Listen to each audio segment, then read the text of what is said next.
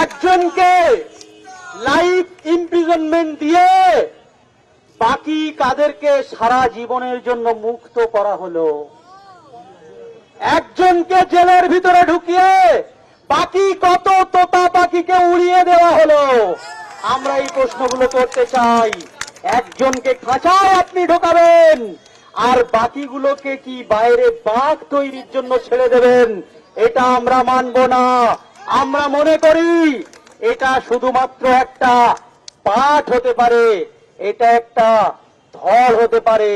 আমরা শুধু ধড় নয়, মাথাও চাই, লেজও চাই, পুরো শরীরটা চাই।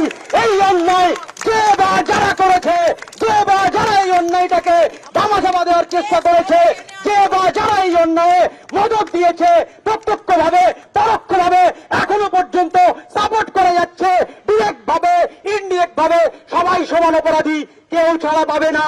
আজকে আমার গলার আওয়াজ যার যার কানে পৌঁছাচ্ছে, কান খুলে শুনে রাখুন। একজন যদি রাস্তায় থাকে সে আমাদের সাহস।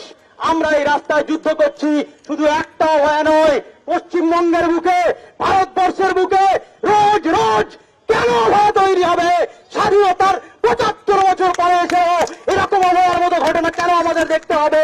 প্রশাসন, আইন, আদালত, বিচার ব্যবস্থা আমাদেরকে উত্তর দিয়ে যান।